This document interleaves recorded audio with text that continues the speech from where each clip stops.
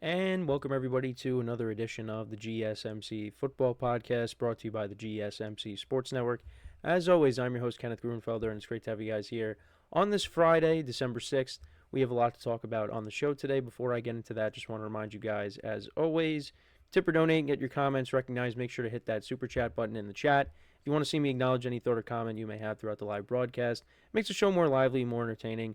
Between myself, the host, and you guys, the viewers, we appreciate your guys' viewership each and every day, so any contribution you can make to the show means the world to us as we put out content for you guys each and every day. And also, the other way to help out the show is by going to the link at the bottom of the show segment on the ticker, GSMCPodcast.net. That is GSMCPodcast.net. So let's get into what we are going to discuss for today. So we're going to start off the show. We will recap last night's game between the Packers and the Lions. The Lions improving to 12-1 on the season with a 34-31 victory over the Packers. Game-winning field goal by Jake Bates. So we'll get into that in just a second. Then in the second part of the show, we will talk about Kirk Cousins' return to Minnesota. The Falcons and the Vikings will be playing against each other on Sunday, so I'll preview that matchup. We'll also talk about one of the games in the late window, the Rams and the Bills, and the implications that that game has. And then we'll take a look in the fourth and fifth parts of the show. We'll take a look at the championship games in college football, conference championship games. We'll take a look at them. I'll give you my picks for some of those games. We'll also take a look at the rest of the games from the Week 14 slate in the NFL.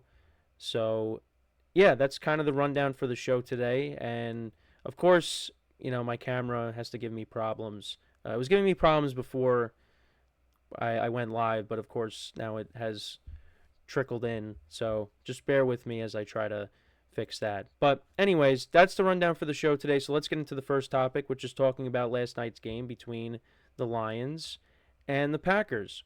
So it was a very good game, and probably going to be the best game of the week, which I don't think is a surprise, and that's what I said going into the game yesterday, that looking at the slate's not that great.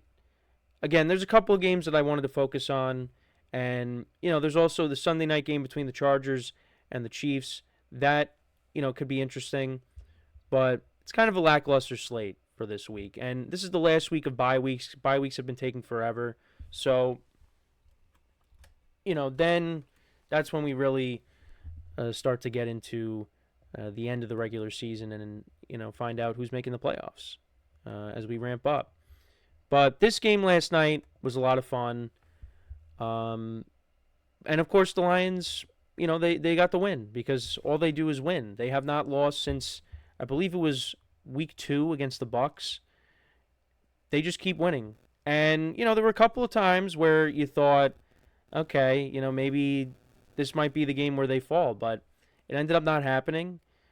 They won on a Jake Bates game-winning field goal, and they improved to 12-1 on the season. The Packers dropped to 9-4, and how the game started, they went right down the field on their first drive. They went 11 plays, 70 yards, and that led to a David Montgomery touchdown from 3 yards out. And then, there were a lot of punts in the first quarter. The Packers had a quick drive on their first possession. And, I thought the defense did a good job at, holding the Lions down in the beginning. But the Packers really couldn't get anything going. They were struggling to, find rhythm on offense. And, the Lions, they were coming in shorthanded. They were missing a lot of guys on defense. And, you know what? The defense did step up and play well last night. And things got chippy during the game. There were a couple times where, the teams had to be separated. Nothing too crazy. Quay Walker had a penalty at one point. But, other than that, there was no huge brawls like we saw, this past weekend. So, yeah, the Packers, though, in the beginning, they did struggle to move the ball, like I said. But, and the other thing, too, is the Lions, after their first drive, it took some time before they scored again. But then it looked like the Packers were getting something going. So, Jordan Love completed a pass to Christian Watson, and he ended up fumbling, and that led to a field goal by the Lions. So that made it 10-0. 43-yard field goal by Jake Bates. Then the Packers, on their next drive, they went 11 plays, 70 yards down the field. And That eventually led to a Josh Jacobs 1-yard touchdown, and it was set up because there was on 3rd and goal there was an interception, but there was a pass interference call, so that put him at the 1, and Josh Jacobs scored, and that was his first touchdown of the night, and he ended up scoring a couple of more after that. Might have had a 4th one, but it got called back for an offensive pass interference. So it was 10-7, but then the Lions responded with the touchdown drive. Goff connected with Jahmyr Gibbs on 4th and goal. It was a great play call, and that made it 17-7, and that's what we went into the half with. So then the Packers came out, put together a 5-play, 70-yard drive. You had a 59-yard reception by Christian Watson, and then later in the drive, Jordan Love threaded the needle, fired a fastball to Tucker Kraft for a 12-yard touchdown, so that made it 17-14. And then Jared Goff actually threw a pick.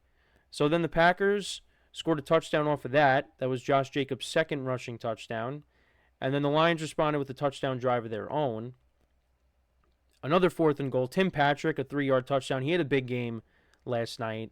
So a couple of 4th and goals the Lions went for, and they ended up cashing in, getting touchdowns on them. Packers then punted.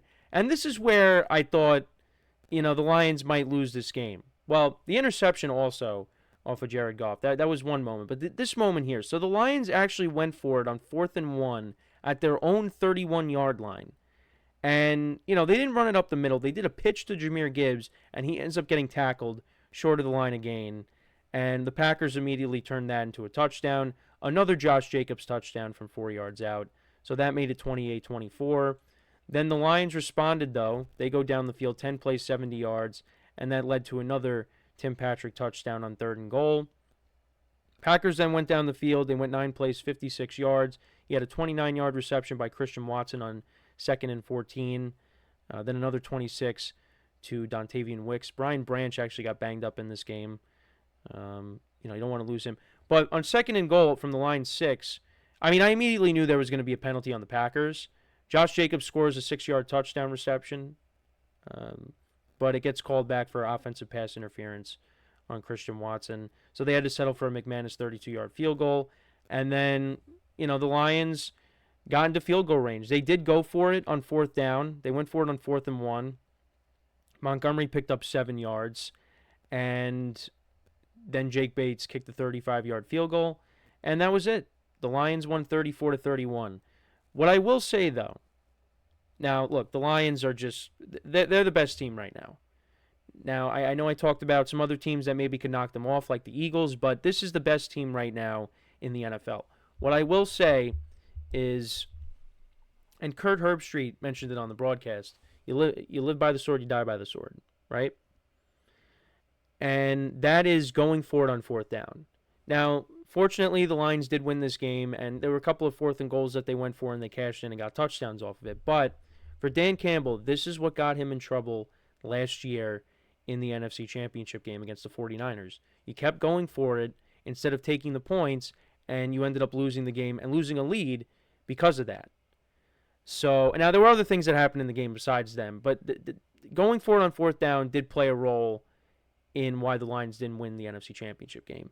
And they're fortunate that they won this game.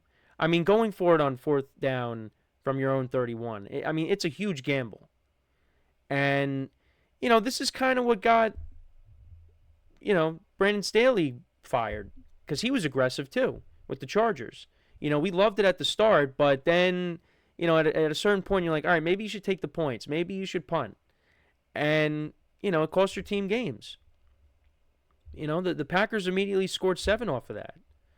And, had they not have gone for it and let the Packers try to go the length of the field, maybe the game is not coming down to a game-winning field goal by Jake Bates.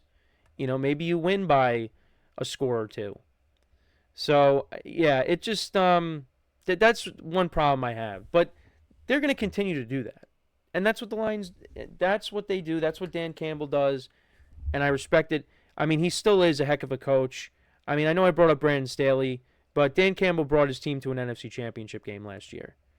And now this team is well on their way to maybe, being the 1 seed in the NFC.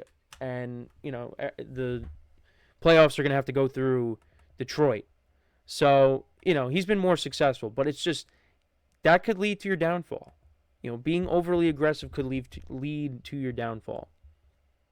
But to Green Bay, though, they struggled to stop the Lions at times. In the beginning, they were doing a good job at, holding them down in the first quarter, but then the Lions offense started to wake up. AmonRaSt.Brown had a quiet day, but Tim Patrick, he had a good performance yesterday. Of course, the two running backs, Sonic and Knuckles, they continue to produce. Tim Patrick on the day, he finished with 80. Nope, that's Jameson Williams. Tim Patrick had 6 receptions for 43 yards, but he had 2 touchdowns. Jameson Williams had 5 receptions for 80 yards. Sam Laporta, 5 for 54. AmonRaSt.Brown only 5 for 43. Montgomery had 5 for 33. Jahmyr Gibbs had a receiving touchdown, 6 for 30. The Lions defense had 1 sack on the day of Jordan Love. Yeah, they were making it hard for Jordan Love back there. There was one play, I think it was towards the end of the game, where it looked like Jordan Love was going to get sacked, but he was able to evade it and hit Christian Watson. That was the drive to set up the game-tying field goal. But yeah, no, in the beginning it was tough. I mean, the first play, Jordan Love got sacked. But yeah, Jared Goff, 32 of 41, 283 yards, 3 touchdowns and a pick. Montgomery had 51 yards rushing on the ground and a touchdown. Jahmyr Gibbs had 43 yards on the ground. For the Packers, Jordan Love only went 12 of 20 for 206 yards and a touchdown. Played better in the second half. Josh Jacobs only 66 yards on the ground, but he did have 3 touchdowns. Christian Watson had a big game, 4 receptions for 114 yards. Dontavian Wicks had 4 for 49. Tucker Kraft 3 for 41 and a touchdown. Jaden Reed, now, he was on the St. Brown podcast, and he said, something about, when he goes to Detroit, what he's going to do. Had 1 target, was a non-factor in this game, which I was a little surprised about. I would have thought he would have had more of a role, but really didn't. Christian Watson had a big game, like I said, and they were still missing Romeo Doubs. So hopefully they get him back for this game coming up next week in Seattle, which is a house of horrors for the Packers. So we'll see how that goes. But Christian Watson had a fumble in this game. Keyshawn Nixon had the pick off of Jared Goff that set up one of the touchdown drives. Packers defense only 1 sack in the game. But, yeah, no, it was a fun game. The best game of the week. I mean, I don't know how it's going to be topped. We'll see. But, the Lions, they're in the driver's seat. Packers will still make the playoffs, in my opinion. I think there's still some things they got to clean up, but they're going to be in the playoffs. The Lions, they look like they're going to win yet another division title and most likely get the 1 seed. Now, next week could be the game of the year when they take on the Buffalo Bills. The Bills will be going to Ford Field, so that should be a great game. Looking forward to that. But they can continue to find ways to win and get the job done. And hopefully they start to get guys back, they get healthier, and they'll be ready to roll come playoff time. But their offense, is still rolling. The defense is where they got to get healthy. But as long as you got all your guys healthy on offense, you could put up points with anybody, and that's, what they've done. But I'm excited for next week's game with the Bills. That should be a very interesting game. But let me know what you guys think about this game. What were your takeaways from it? Let me know in the comments. So we are going to take our first break of the show now, and then when we come back, we will talk about Kirk Cousins and his return to the Vikings. And I will preview that game and how I think that game will unfold. So with that being said, stick around, and we'll be right back here on the GSMC Football Podcast.